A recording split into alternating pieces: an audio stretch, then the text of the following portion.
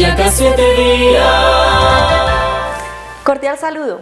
En la entrevista de hoy jueves, una mujer que marca la parada en el periodismo político del país. En entrevista cara a cara con nuestro director, la politóloga y periodista Camila Zuluaga. Bienvenidos. El saludo para todos nuestros seguidores de Boyacá 7 días en Boyacá, Colombia y el mundo. Estas entrevistas premium que ya han tenido personajes destacados de la vida nacional, de la vida internacional, hoy con una figura de carácter para nosotros internacional, como quiera, que ha estado haciendo periplos periodísticos por el mundo, pero una persona que empezó también en la televisión colombiana, no justamente en el periodismo, sino en otra faceta que ella nos dio a conocer. Nuestra invitada de hoy, Camila Inés Zuluaga Suárez. Así la presento, que no es muy normal que la conozcan así, la tradicional y nuestra amiga Camila Zuluaga. Bienvenida a Boyacá 7 días. Hola, muchas gracias, gracias por la invitación. Así no me dice nadie, así Camila Inés me dice mi mamá cuando se pone brava, o mis amigas que me quieren mucho, las que son muy cercanas, me dicen Camila Inés. De resto, nadie más. Bueno, empecemos diciendo, si recuerda Camila Zuluaga, ya no le vamos a decir más Camila Inés. Si recuerda Camila Zuluaga a Andrea Cortés. Andrea Cortés me enseñó muchas cosas, pero sobre todo me enseñó a tener disciplina y a poder trabajar y hacer sacrificios que finalmente cuando uno quiere lograr cosas en la vida, pues le toca hacerlos. Entonces básicamente yo creo que eso fue lo que me enseñó Andrea Cortés y la manera en la que me acuerdo de ella. A Padres e Hijos, ¿cómo resultó Camila en Padres e Hijos? ¿Fue casting? ¿Fue a través de la vena artística o alguna influencia de alguien que la acercara a la televisión? Mi mamá era muy amiga de los libretistas de Padres e Hijos. Cuando se murió Ana María y que pues en el programa tenían que generar una nueva familia, le dijeron a mi mamá que iba a haber unos castings para la nueva familia y yo fui a presentar el casting para Andrea Cortés. Entonces ahí... ¿Cuántos años de ese personaje? Yo duré haciendo 2 años. 2 años, no mucho, pero la gente se acuerda todavía. O sea, hoy, a mis 33 años, yo en esa época tenía 12, la gente todavía se acuerda. Debe ser que no he cambiado mucho. Sigue siendo muy joven, además. Siempre la juventud suya y la frescura con la que llegó tanto a la televisión como actriz, como luego a los medios, es muy recordada en Colombia por todos nosotros. Y justamente para allá iba. En la universidad estudia o se adentra en unos temas muy complejos para una niña con un look diferente, una niña muy linda además. Estudiar Gracias. politología, meterse en los temas de la política, de los temas de la economía, como los aborda, de los temas judiciales, como los aborda, y sobre todo haber iniciado en la mesa de Julio Sánchez Cristo, tan joven, abordando esos temas, cómo y por qué. ¿Qué le enseñó la Universidad de los Andes fuera del título para haber resultado especializándose en esos temas como periodista? Yo sabía que yo quería hacer periodismo y de hecho me presenté a la Universidad Javeriana para estudiar comunicación social, pero siempre cuento esta historia, mi mamá me dijo no. Y no es porque yo demerite la gente que estudia comunicación social, ni mucho menos, pero me dijo, estudia algo que te sirva para de verdad cuando lo quieras comunicar. Y ahí fue cuando tomé la decisión primero de estudiar economía, porque empecé estudiando economía y ahí empecé a hacer el doble programa Conciencia Política. ¿Y por qué razón? Porque yo siempre supe que quería hacer periodismo y que quería hacer periodismo político y económico. Y siempre he pensado que la época en que yo lo empecé a hacer es porque en ese momento las mujeres o las niñas que estaban estudiando estos temas querían hacer periodismo de farándula, porque era la época en donde las presentadoras de entretenimiento eran famosísimas. O después de ese proceso fue cuando vinieron las periodistas deportivas, las mujeres, que ahí fue cuando se volvió, y ninguna mujer quería realmente hacer un periodismo un poco más duro. Y yo dije, eso es lo que yo quiero hacer, quiero demostrar que las mujeres sí podemos y que sí podemos adentrarnos en esos temas igual que los hombres, a pesar de que sigue siendo un medio pues mayoritariamente dominado por hombres. Y justamente en la mesa de la W Radio, que entró ahí Camila, que 23 años. 23, entré a la mañana a los 23 años, así es. Y empezaba a controvertir a Julio, que no lo controvertía nadie en la mesa, pero siempre la que le controvertía a Julio era Camila. Y con temas de política, y con temas de economía, y con temas de justicia. ¿Cómo es eso? Pues mire, eso es una cosa que yo creo que es de las grandezas que tiene Julio y Alberto, los dos. que me permitieron a mí, desde los 23 años, a poder controvertir con ellos, a llevarles la contraria, a decirles yo no estoy de acuerdo con esto, esto no me parece.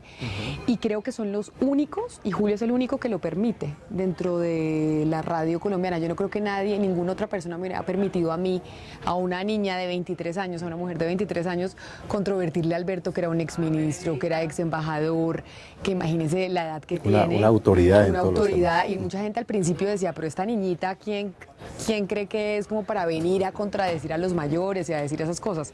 Entonces digamos que esa es una de las grandezas que que Julio tiene, y de los agradecimientos que siempre he tenido, porque además nunca me sentí ni nunca que no lo pudiera hacer, siempre me dieron vía libre para poderlo hacer. ¿Y quién llevó a esa niñita a sentarse en la mesa de la W Radio a esa edad? Pues mire, es que yo estaba en esa época en la W Radio en la tarde. Yo en la W hice todo el curso, lo que pasa es que la gente tal vez no se acuerda, pero yo empecé haciendo el fin de semana. Yo hacía el noticiero del fin de semana de 7 a 10 de la mañana, sábado y domingo. Después estuve en la hora del regreso, que era de 4 a 8. Y después, en un momento dado, cuando Claudia Morales se va, la reemplaza Rodrigo Lara. Y después llega otra señora que se llama Sonia Rodríguez. Cuando se va Julio me llama un día y me dice que quiere que trabaje con él para la mañana. Y yo le dije, Julio, pero yo eso no lo sé hacer, o sea, yo nunca he tenido ese trabajo. Y me dijo, aprendes. La única forma que lo vas a poder hacer es aprendiendo. Y lo que pasa es que en ese momento que Julio me ofrece ese trabajo, yo no había firmado por cosas de la vida, pero ya me había comprometido que me iba a ir a México a trabajar para MTV, porque yo trabajaba en MTV, pero me iban a trasladar a México para trabajar desde allá en el canal. Por cosas de Dios, no tengo ni idea, yo no había firmado y Julio me ofrece esto, y pues tuve un debate enorme de qué hacer, qué propuesta aceptar, y finalmente terminé pues apostándole al periodismo político y me quedé. Y ahí fue cuando entré a la mañana. Abordar el periodismo político y abordar el periodismo jurídico, judicial en este país no es fácil, por todas las cosas que pasan en este país. Las amenazas a los periodistas, ¿le ha representado hasta el momento algún problema para su integridad humana es abordar esos temas en Colombia? Pues físicamente no, yo siempre he dicho y lo discuto mucho, que la seguridad de los periodistas en Bogotá no se ve amenazada. Yo creo que entre más notorio es el periodista, menos problemas de seguridad tiene. Y a pesar de que, pues yo no quiero criticar a mis colegas ni mucho menos, pero yo creo que la seguridad se la debería prestar el Estado realmente a esos periodistas que están en las regiones, porque en las regiones es donde de verdad hay un peligro real para el periodista. Aquí en Bogotá no. Aquí en Bogotá, digamos como que el riesgo que uno corre, o que siento yo que he corrido, es el de la presión hacia las empresas donde uno trabaja, de donde uno trabaja, de los poderosos. Entonces sí, muchas veces los poderosos llaman, tratan de que a uno lo callen o a poner quejas de uno, y está en uno, pues finalmente la gente, en los jefes de uno, que a uno lo respalden. Afortunadamente yo siempre he tenido ese respaldo. Pero digamos que como el riesgo es sobre todo al desprestigio, porque también hay unas campañas de desprestigio que muchas veces se crean de manera sistemática, y esa es la forma en que nos atacan a nosotros los periodistas acá en Bogotá, más que realmente de la integridad física. Sí, es correcto. Y el paso por W, luego Blue, ahora televisión, pero antes también habías hecho mucha televisión y con Red Más Noticias. Nos hiciste unos reportajes grandísimos a los colombianos que lo vimos como una creatividad tuya, también utilizando las nuevas tecnologías, con un simple celular, haciendo una reportería que no es fácil hacerla, y lograr esos picos de calidad que le diste. Todo ese recorrido por los medios de comunicación, ahora en la televisión colombiana, ¿qué más le ha gustado? ¿Radio, prensa, televisión? Pues a mí, yo creo que el periodista, y siempre he creído eso, que el periodista tiene que ser multimedia, que uno tiene que tener la capacidad de poder hacer radio, televisión y prensa, a pesar de que hay muchos que dicen que el que mucho abarca poco aprieta, y el que está en todo realmente no termina haciendo nada bien. Yo no creo eso. Yo creo que el periodista tiene que ser multimedia, pero finalmente yo nací en radio. Yo nací en radio y creo que radio te permite, uno, ser inmediato, y dos, una profundidad que a veces tal vez la televisión no. Sin embargo, la televisión es muy poderosa en el sentido de que una imagen dice mucho más que 1000 palabras. Entonces puede llegar uno a tener una mayor influencia, yo no digo dentro de la opinión, pero sí digo dentro de la ciudadanía. Por eso es que Eso es lo que me gusta a mí de la televisión. Y qué bueno que me mencionas lo de las tecnologías, porque eso era lo que hacíamos con Camila Sin Filtro, que fue un experimento cuando yo me fui a estudiar a Estados Unidos, y me aterró, o me sigue aterrando hoy cuando que llegué a Colombia hace 2 meses, que la gente le gustaba mucho esa sección. Y mucha gente me lo menciona en la calle y yo decía, no puedo creerlo, porque me encantaba hacerla, trataba de hacerla desde cualquier parte del mundo, pero cuando yo digo era sin filtro, literalmente era sin filtro, o sea, como estoy hoy, o sea, sin maquillaje, sin nada, sino ponerme una cámara del celular y hablarle a la gente sobre lo que opinaba, o entrevistando gente que estuviera remota en otras partes. Muy encadenada tus respuestas a cómo tenemos las preguntas, porque justamente para allá iba, a hacer esa clase de televisión fresca que hiciste con el Red, con Sin Filtro, tu apariencia juvenil, fresca, ahora en Caracol, con un maquillaje además que te hace ver de otra forma, muy linda sigue siendo, por supuesto, de una y otra forma, pero vemos a una Camila diferente en las noches en Caracol Televisión hoy en día. Claro. ¿Cómo es esa ¿Cómo es esa transición, Camila? Pues es que a mí pues la televisión, y sobre todo la televisión nacional, pues tiene unos formatos ya establecidos. Ajá. Y sobre todo Noticias Caracol, que finalmente es el noticiero más visto de Colombia, que ya tiene un formato que funciona, pues no me puedo ir yo a aparecer así, evidentemente, porque pues chillaría con el resto del noticiero. No es el formato. No es el formato.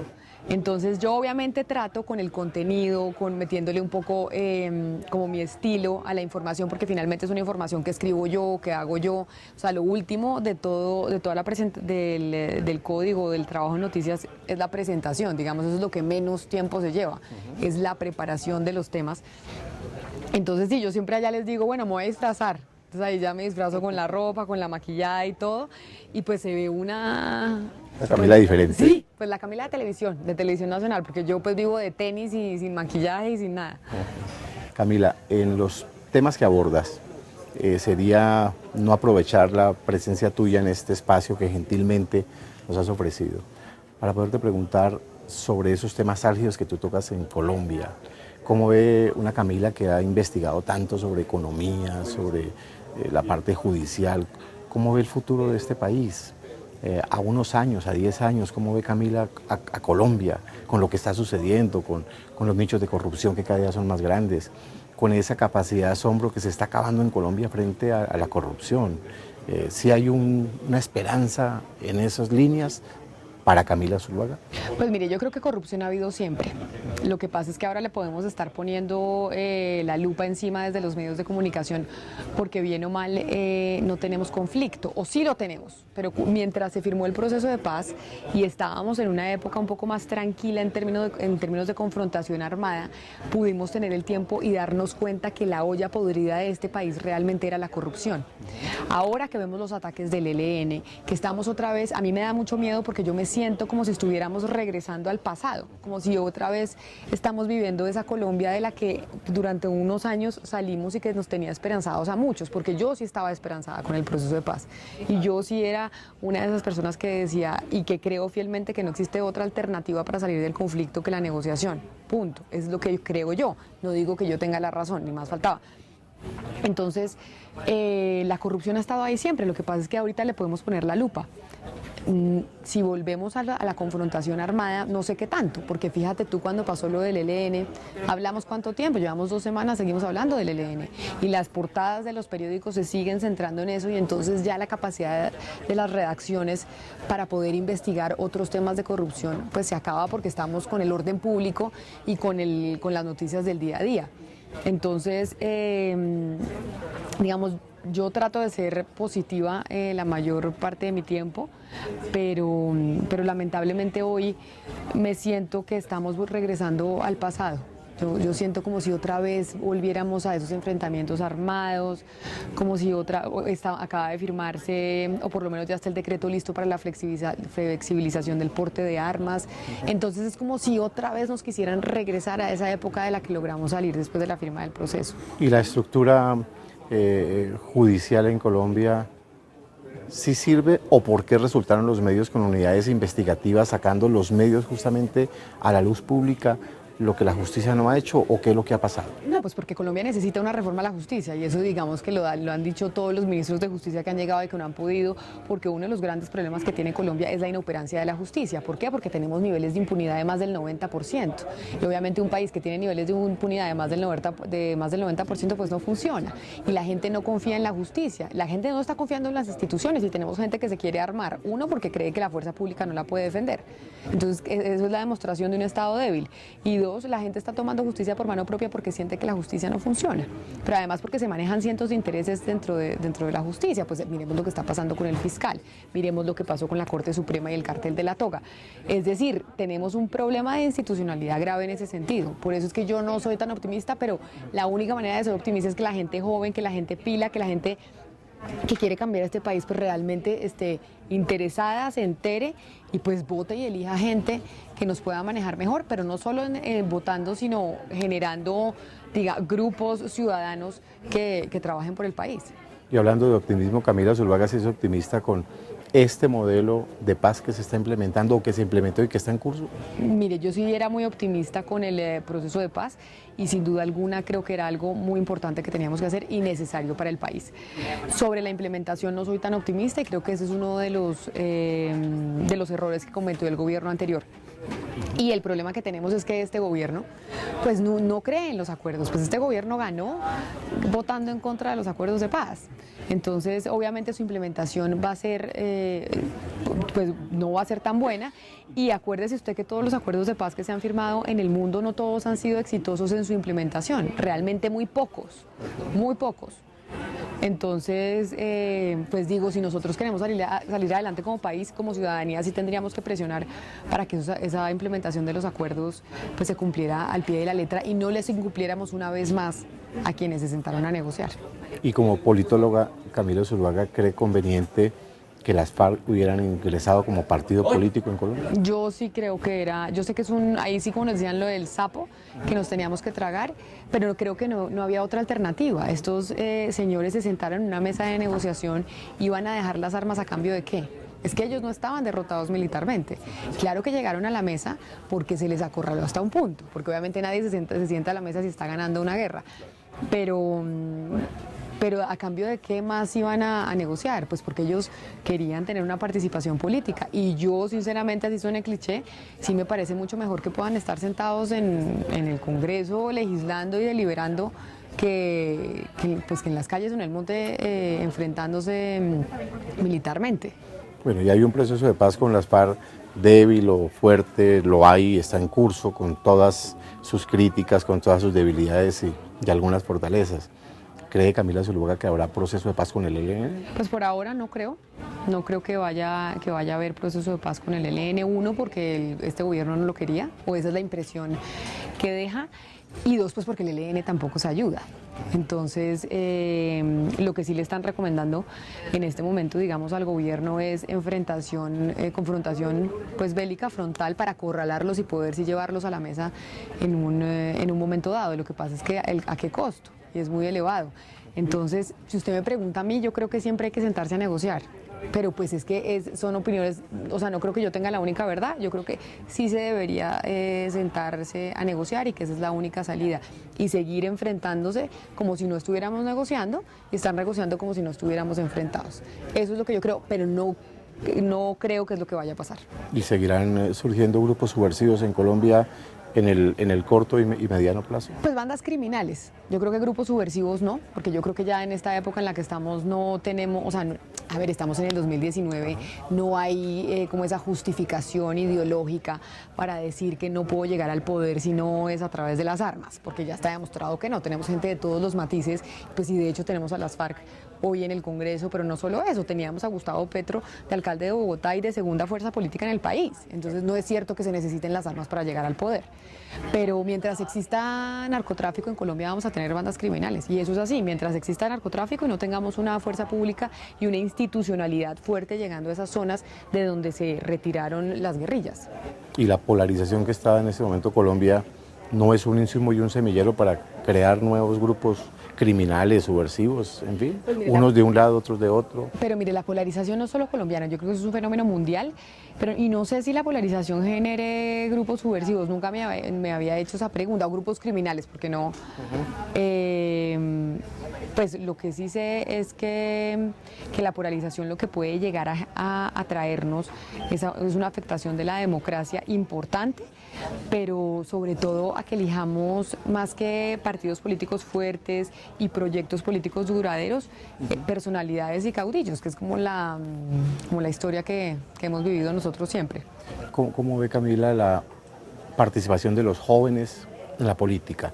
Tanto los que se ingresan a ella como actores de la política y los electores, la juventud, en este momento en el país tan crucial y tan fuerte en esa polarización también.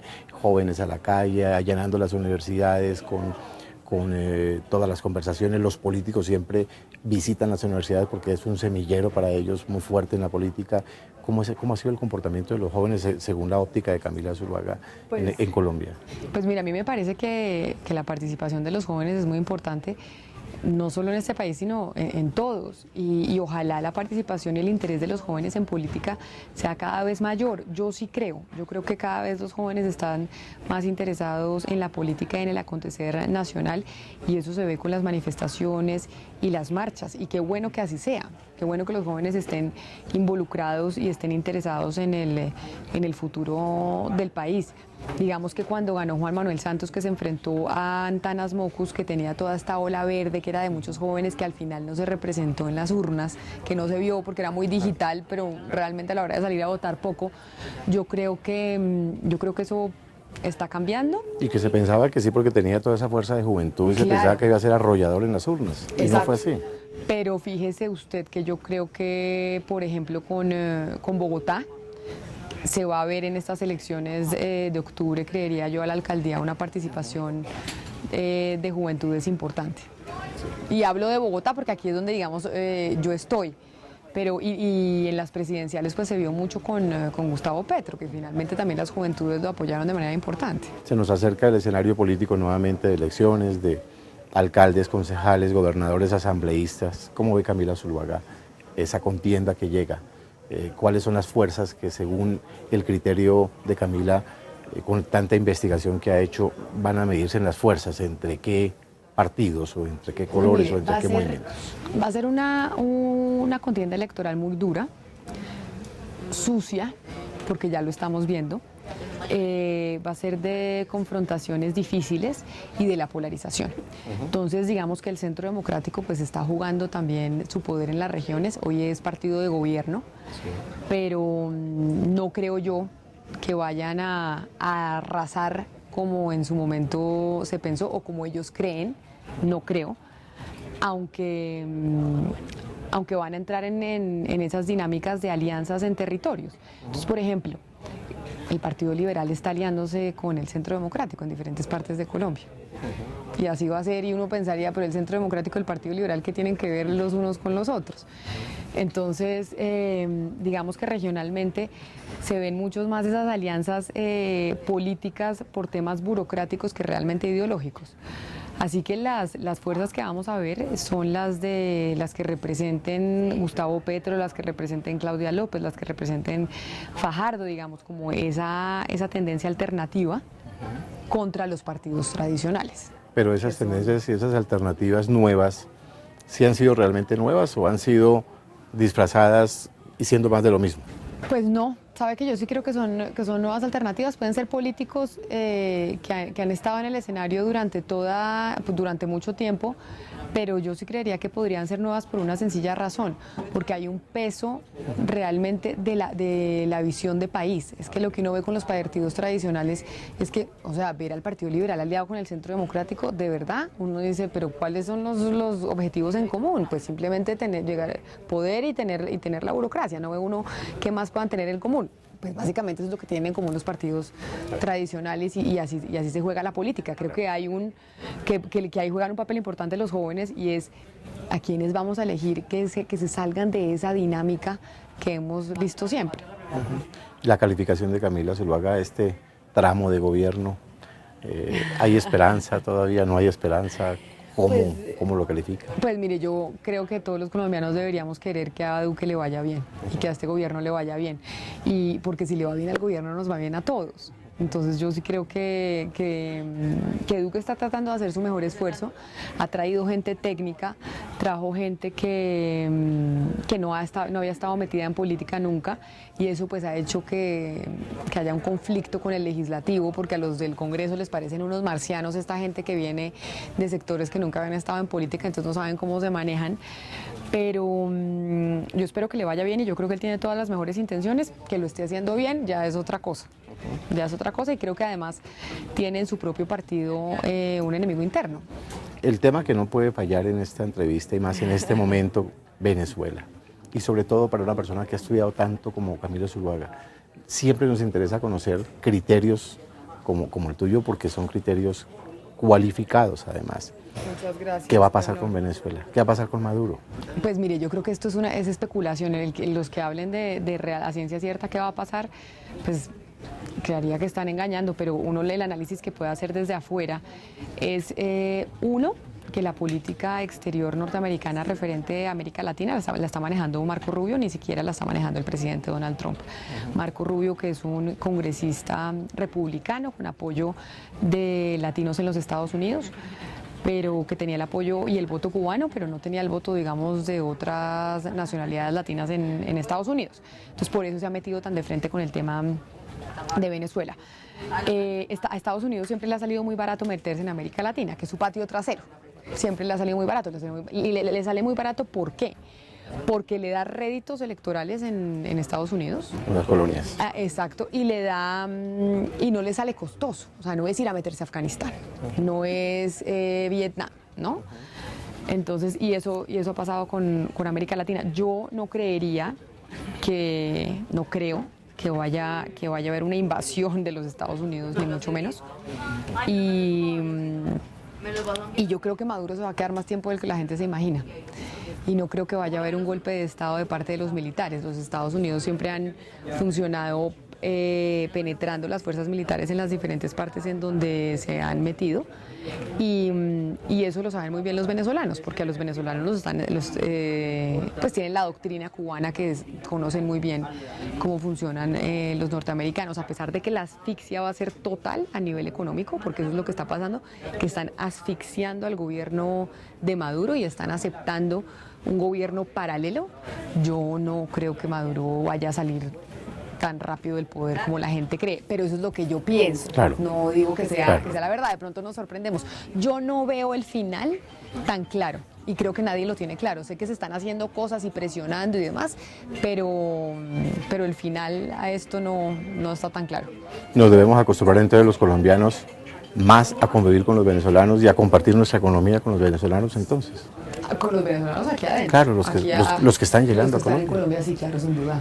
Sin duda.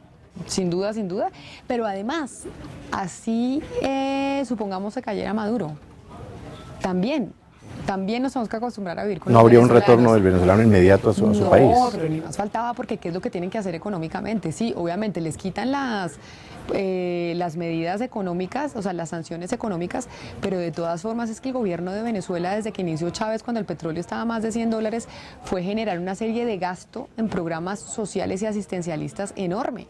Y para usted mejorar esa economía tiene que recortarlos. Y apenas usted recorta y tiene que tener, y llega a balancear realmente el bolívar con el dólar a una tasa de cambio real y no la ficticia que se estaban inventando en Venezuela durante tanto tiempo, eso tiene un costo muy grande, y un costo muy grande social, que es que no, o sea, esto no se arregla así nomás. Entonces, así se caiga Maduro y empiecen a hacer los arreglos económicos que se tengan que hacer, ahí va a haber mucha migración, porque va a haber muchas afugias económicas.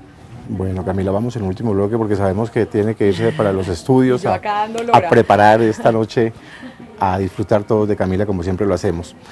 El Bicentenario, ese tema tan sonado hace unos años, los mismos jóvenes no entienden, nadie entiende qué es eso del Bicentenario, si ha sido conveniente darle tanta lora al Bicentenario o no, o qué es el Bicentenario para Camila. No, yo creo que sí, porque tenemos que conocer nuestra historia, y por eso en Mañanas Blue en el espacio en que yo dirijo todos los miércoles, tenemos un espacio dedicado al Bicentenario y a explicar un poco qué es lo que va a pasar, qué es lo que va a suceder este año, por qué es importante.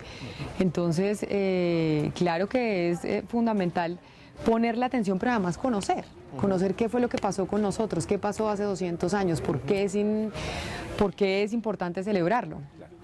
Entonces yo digo, básicamente es relevante porque tenemos que conocer nuestra historia y en los colegios y en las universidades nos deben enseñar y se le debe enseñar a la gente qué fue lo que pasó aquí. ¿Y qué le enseñaron a Camila de Boyacá con el Bicentenario? No, pues que Boyacá es la cuna del Bicentenario, ¿cómo así? Boyacá es donde pasó absolutamente todo y en ese recorrido en algún momento nos llevaron a hacer el recorrido libertador.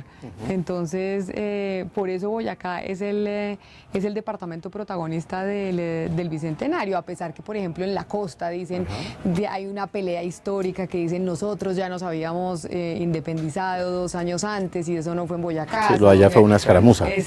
Exactamente. Entonces, pero creo que para todos los colombianos Boyacá es la tierra libertadora y la tierra en donde se dio y protagonista de cuando nos independizamos, que yo realmente creo que no fue tanta independencia, pero pues eso ya es otro tema. Pues Camila, muchísimas gracias por estar con nosotros. No te trajimos el osito de peluche, que sabemos que te encantan los osos de peluche. Te lo quedamos debiendo para cuando nos visites en Boyacá. Claro, allá estaré. Me fascinan las arepas boyacenses. Tiene que ser un compromiso visitarnos en Boyacá. Claro, pero por supuesto. En foros que vamos a hacer en la parte política, con el tema del Bicentenario. Allá estaré. Y un honor para nosotros haberte tenido hoy acá. Empezamos con el Su Merced, luego con usted y nos permitiste estar de tú, por tu sencillez y por tu generosidad. Muchas gracias por estar con nosotros. Ese mensaje y ese saludo para todos los boyacenses, no solamente en Boyacá, sino en Colombia, aquí en Bogotá, que son una colonia de más de 2,5 millones de boyacenses. Por eso nos llaman por eso le llaman el altiplano cundiboyacense. Claro, somos el altiplano cundiboyacense. Porque está cundido Boyaco. ¿Sí? Y por eso queremos el mensaje tuyo para los boyacenses en Boyacá, Colombia y el mundo, Camila. Un saludo muy especial a toda la gente de Boyacá, en Bogotá, en Colombia y en el mundo. Gracias por estar acompañándonos en esta entrevista. Los felicito por ese territorio tan hermoso y además pues por esa celebración del Bicentenario que van a tener en este 2019. Por allá nos vemos, por su tierra. Camila Zuluaga, nuestra invitada de lujo el día de hoy. En los próximos días y semanas tendremos otros personajes de otras facetas, de otras áreas que sabemos les van a interesar muchísimo. Camila, muchas gracias y esperamos que siga el corazón de Camila muy atado a los boyacenses, al palpitar nuestro, la admiración que te tenemos y porque estaremos haciendo siempre a través de nuestro medio esta clase de entrevistas. Muchas gracias. Próximamente más invitados en Entrevistas Premium de Boyacá 7 Días. Boyacá 7